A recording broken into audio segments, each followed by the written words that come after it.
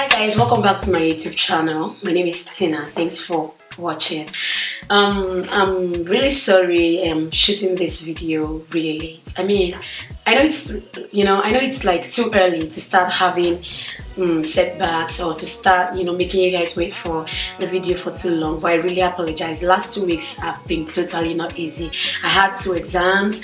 I had to go to a friend whose parents just came here from Nigeria. I had a lot to do basically, and then I felt sick. Like, you can actually even hear it from my voice. It's really not been easy, but I thank God I do feel better now. I hope you guys have been good though.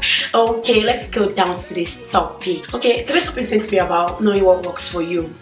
Know what works for you, like in everything you do in life. I mean, in all your endeavors, not just in your relationships, in your friendships or whatever. You should know what works for you. Many of us fail at doing things because we tend to do things because other people are doing it. We tend to follow the rules that actually apply to other people's lives, forgetting that we do have ours. You have your own rule, no matter who you are, no matter what you do, no matter how you do it and when you do it. You have your own set of rules that your life abides by automatically. For example, we have people who would get to do things and get good results despite the fact that they've shared the news prematurely, and we have people who would try to do things, share the news prematurely, and fail at those things. Not because people jinxed it, not because someone bad heard about it or did something about it, but it just might be because it doesn't work for you. Also, this doesn't only have to do with things that you want to do, right? There are so many other places, so many other situations or circumstances where different things, something different from what works for everyone, would be working for you. For example, friendships. Like, we have lots of people who can keep a lot of friends, and they know how to maneuver between them. They know how to live their life without getting to have more enemies. They know how to keep up with all of these friends without losing concentration,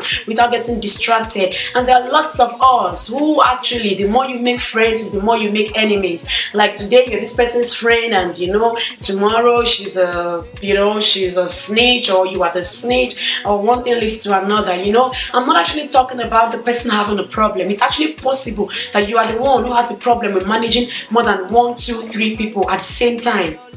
So if that's what happens, if you've actually realized that the more you try to make friends and keep friends, the more you make enemies, the more you have people who eventually get to, dislike you, or people who you eventually get to dislike, I think it's best for you to just keep your circle small. I mean, have 2 to 3 friends. It's good. You can be an island, of course. You can be alone. You have to have a couple of people that you can go to, talk to, and do whatever you want to do with.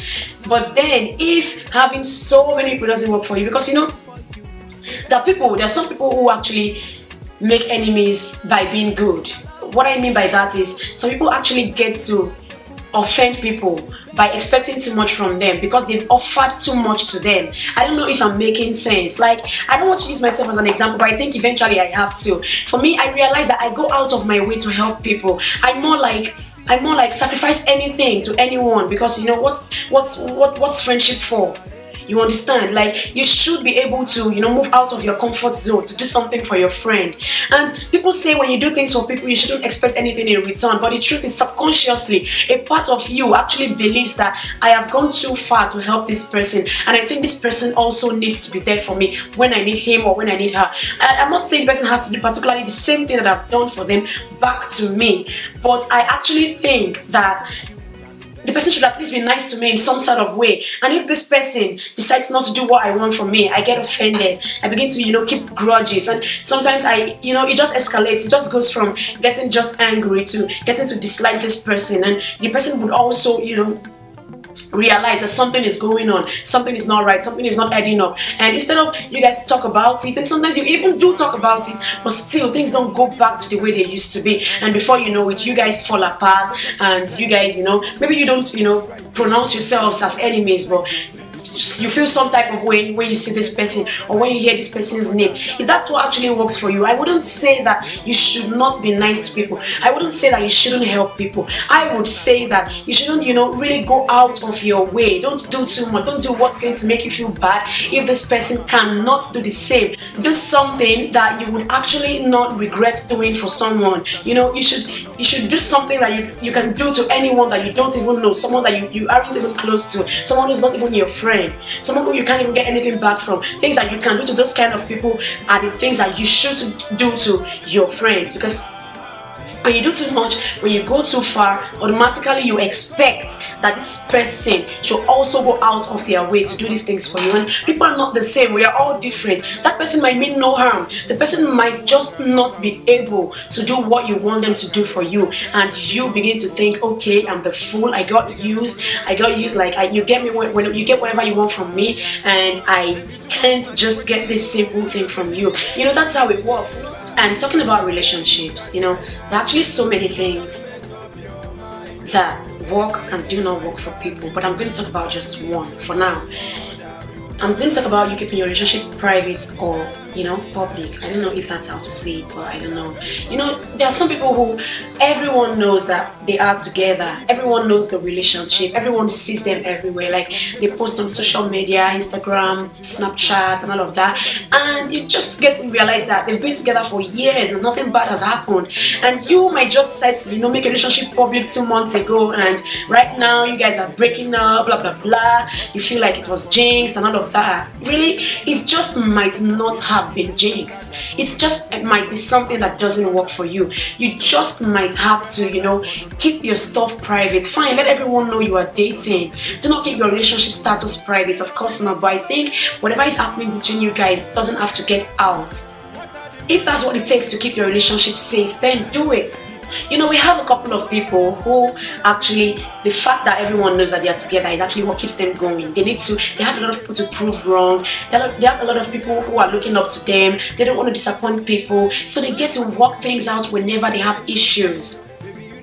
But as for you, it might not even be that way. You might have to, as much as you can, conceal it. Do what works for you. The most important thing, the main point is please, do not copy people. There is no manual for any relationship. There is no template for relationships to work. Don't listen to what people tell you. And don't give him your money, don't buy him gifts, don't love him too much, he's gonna take you for granted, blah, blah, blah, blah, blah. All of those things are bullshit and crap. You know, I promised you guys that I was always going to be showing you new products that I try, new products that I like, and products that have actually worked really well for me. This is one of them, tested and trusted. It's beauty formulas with activated charcoal. It absorbs excess oils and deeply cleanses the skin, and it draws out deep-rooted dirt. Dude, I must tell you, this really does work for me. It's, you know, it's more like a mask. I use it to cover I use it once a week. I cover my face with it and wait for about 30 minutes or thereabouts, and then I wash it off. It's not a peel-off mask. No, that shit is painful. Like, I don't think I want to do anything like that again in my entire life. Peel-off mask, no way. This is why I really like it. Like, you just have to wash it off with warm water, and you feel the glow. Like, it works really well though. I just need you guys to, you know, try it out. And I'm gonna make a video to show you guys my skincare routine, the ones I do weekly, the ones I do, you know, twice a month, and the things that I do every day to keep my face up and glowy. So I'll let you guys try it out and let me know what you think, because for me it's really good. It works perfectly. I got it in Watson's here in Ukraine for $5 or thereabouts, I don't know. And so I searched for it online to see if people who aren't in Ukraine can get it, and guess what, it's available on Amazon. So I'll put the link down below, so if you want to buy it, you can just click on the link down below and get it. It really does work well. Thanks for watching this video, and I am apologizing again for my voice because I had allergies and I'm just recovering. Please do like this video, subscribe to my YouTube channel, and follow me on Snapchat, Instagram, and Twitter. I'm going to have my handles written somewhere on the screen. Thank you very much, and see you in my next video.